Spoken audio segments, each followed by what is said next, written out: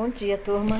Dando continuidade aí às independências da América espanhola, a gente vai falar de alguns locais que tiveram aí uma independência particular, uma independência que não com os moldes da maioria dos países, né? Então, só para relembrar, nessa região aí, da América Latina, havia aí os povos originais que eram os astecas, os maias e os incas, né? Os espanhóis chegam e vão aí colonizar, né? Hernán Cortés é o responsável aí pela colonização dessa região da América. Então, antes da independência, o continente americano estava sob o domínio dos portugueses e dos espanhóis, né? A sociedade colonial era formada por diversas classes que estavam insatisfeitas com a situação em que vivia. A gente só tem aí os chapetones, que são os espanhóis, o vermelho, né, que continuam aí fazendo a sua colonização. Os crioulos não tinham participação política, apenas dominavam a economia. Tem a outra classe social, os mestiços, e o restante da classe, escravos, negros, índios, né? Então, apesar de numerosas rebeliões de índios, negros e mestiços, que é aquela primeira fase que a gente falou, né? A independência só aconteceu na América Espanhola a partir do momento em que os crioulos, engajados no movimento de libertação, começaram aí a tomar alguma atitude, né? Os crioulos eram os descendentes dos espanhóis nascidos na América. Nunca confundam isso, né? Que tem aqui na pirâmide social, como eu já falei, eles estão aí abaixo dos espanhóis, dos chapetones. Então, esse processo de libertação das colônias espanholas está no período de aproximadamente entre 1810 e 1830. O que está acontecendo no mundo ou na Europa para influenciar isso tudo aqui, né? Tem lá uma crise do antigo regime. Crise do antigo regime é a crise do absolutismo, né? Por quê? Porque já tem aí ideias diferentes, ideias de liberdade, de igualdade, de fraternidade. Aqui na América houve aí a independência dos Estados Unidos, que colocou essa base ideológica aí no seu país. E as guerras napoleônicas, né? Quando a Espanha é invadida por Napoleão, a Espanha não tem mais condições de controlar a América. E aí os crioulos têm aí a oportunidade de ficar independentes. Os responsáveis ou os líderes, principais líderes aí é San Martín e Simão Bolívar, né? San Martín é monarquista, Simão Bolívar é republicano. Mas a independência da maioria de todos os países passa a ser aí república. Todos os outros países da América serão uma república. Mas vamos agora às particularidades aí desta independência. A gente tem no Haiti uma independência bem cedo, né? 1804. O Haiti é uma ilha, podem reparar aqui, né? Na América Central. O Haiti, ela foi dominada de um lado pela Espanha e do outro lado pela França. Então, o Haiti, ele tem uma particularidade porque a sua independência vai passar aí pelas mãos dos escravos. Serão os escravos que farão a independência do território, né? Então, o Haiti é uma ilha na América Central, colônia francesa. Desde 1697, é produtora de açúcar e rum. A região era tão próspera que ela era chamada pelos franceses de Pérola do Caribe, né? Ou Pérola das Antilhas, como era chamado o Caribe no passado. Então, a independência foi liderada por escravos e ex-escravos. O movimento teve início em plena Revolução Francesa, com o comando de Toussaint Louverture e o Dessalines. Por quê? Logo em plena Revolução Francesa, porque na França estava justamente aquelas ideias de liberdade, igualdade, fraternidade, que ecoaram aqui nas colônias francesas. Então, os senhores da terra e as tropas francesas lutaram contra os escravos durante vários anos. E em 1802, Louverture foi preso e levado para a França, onde ele morreu em 1803, né, de pneumonia. Mas o movimento não parou aqui, né? E haverá aí o reconhecimento da independência em 1804 e a escravidão foi abolida. Nesse período aí da independência, a economia estava arrasada e a maior parte da produção foi destruída no conflito. Os escravos demonstraram que para eles independência era sinônimo de liberdade social. E aqui tem uma pintura, né, da Batalha de São Domingos.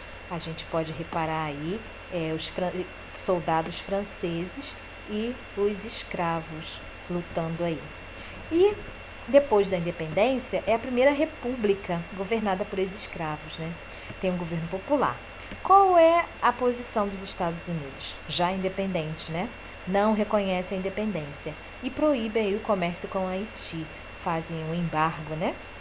Em 1838, a indenização paga pelo Haiti à França são 60 milhões de francos suíços para o reconhecimento da independência. E aí acontece aí a falência do Haiti. O Haiti é uma ilha bem paupérrima, né? Tem aí também o problema dos ataques naturais, né? Houve um terremoto muito violento há um pouco tempo atrás, onde até as missões de paz do Brasil chegaram lá para poder tentar organizar o Haiti. Então, o Haiti tem uma particularidade nesse sentido aí. Agora vamos para o México. Aqui temos a bandeira do México e o México fica na América Central, já na América do Norte, né? Fica na América do Norte e tem aí a cultura dos astecas e dos maias, né? É o país de origem dos astecas e dos maias. Tem uns sítios arqueológicos ainda no México. Então, como foi essa independência, né? O México foi o cenário do movimento popular mais radical da luta contra o domínio espanhol, marcado por lutas camponesas, indígenas e mestiças. A revolta começou em 1810, liderado pelo padre Miguel de Hidalgo. O movimento tinha fortes preocupações sociais. À medida que a revolta avançava, os rebeldes tomavam propriedades, ameaçando os privilégios dos chapetones e dos crioulos. Então, o medo de uma revolta social levou as elites a se unirem, causando a captura e morte de Hidalgo. Então, a gente vai ver um pequeno videozinho de 1 minuto da convocação, né, de um clamor aí desse padre que virou aí o momento da união pela independência do México. Em 1810, crioulos da área rural de Querétaro se unem para discutir ideias de independência.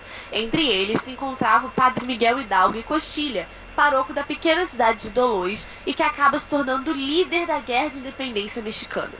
Então, em 16 de setembro daquele mesmo ano, Hidalgo convoca a população da cidade e na igreja discursa o famoso Grito de Dolores para um público indígena e mestiço. Povo de Dolores e povo do México, chamo vocês para se unirem a mim e lutar contra esse mau governo.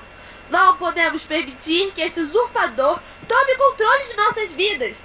Que o México se torne livre. Que os índios sejam livres. Que os escravos sejam livres. Viva a Virgem de Guadalupe. Viva Fernando VII e morte ao mau governo! Então, o chamado Grito de Dolores, feito pelo padre Hidalgo, como a gente viu ali naquele videozinho, ele vai ser o marco do início dessa revolução ou dessa luta pela independência. Então, já com o padre morto, as lutas por independência tomaram um novo rumo. Em 1821, as elites crioulas se antecipam e declaram a independência do México sob a liderança de Agustín de Iturbide. Logo depois, proclamou-se imperador e governou até 1823, quando foi deposto e o país passou a ser uma república. Então, o México tem essa diferença também, né? Então, agora vamos para um outro país, né? Como foi a independência de Cuba? Só para lembrar, Cuba está muito próximo aos Estados Unidos. Então, aqui tem o mapa de Cuba. Cuba é essa ilha aqui, Cuba. Aqui está a Flórida, nos Estados Unidos, né? Então, Cuba é um território muito próximo aqui aos Estados Unidos, né? Então, a sua independência também tem uma particularidade. Então, o movimento separatista, iniciado pelos partidários de Martí, lá em Cuba, né, que era um político e escritor crioulo, olha a classe social aí também, continua lutando aí pela independência, ganhou força e derrotou outro grupo da elite cubana contrária à independência. Em 1898, quando a independência era iminente, os Estados Unidos invadiram a ilha declarando guerra à Espanha. O interesse norte-americano era motivado pela exportação de produtos como açúcar, tabaco, ferro e manganês para os Estados Unidos. Em 1901, o Congresso dos Estados Unidos aprovou a Emenda Platt, onde foi incluída na Constituição de Cuba e estabelecido o direito norte-americano de intervir na ilha sempre que seus interesses fossem ameaçados. Olha só, em Cuba, os Estados Unidos poderiam intervir na ilha sempre que seus interesses fossem ameaçados, transformando Cuba num protetorado e obrigando-a a ceder territórios para a instalação de bases militares. Após vários conflitos, os espanhóis reconheceram a independência de Cuba em 1901, quando o país passou a ser administrado por um governo provisório norte-americano. E em 1902, tomou posse Tomás Estrada Palma, o primeiro presidente cubano, após um tratado entre os dois países, no qual parte da Baía de Guantánamo passou a ser território norte-americano, onde os Estados Unidos criou uma base naval, território de Cuba. Embora Cuba tenha rompido relação diplomática com os Estados Unidos em 1961, após aí a sua Revolução Socialista, essa base continuou em poder norte-americano, apesar de protestos cubanos e de pessoas de outros países, né? Então, essa é outra particularidade aí na independência da América. E aqui a gente tem as datas, né? Todas as datas são diferentes, porque a gente já viu aí, eu já falei, as independências acontecem de acordo com os interesses internos aqui dos crioulos, né, da população, fora essas particularidades, né? O primeiro país a ficar independente é o Haiti, 1804, né, que tem aquela particularidade de ser um país feito aí, uma independência feita pelos escravos, né? Então tem essas datas diferentes. E infelizmente o sonho de Simão Bolívar não deu certo, né? Que era formar um único país pan-americano. Houve aí a fragmentação territorial, né? Com o apoio da Inglaterra. Claro, a Inglaterra queria os países livres para serem mercados consumidores. Então é isso. Para concluir a nossa aula, mostrei para vocês essas particularidades nessas independências.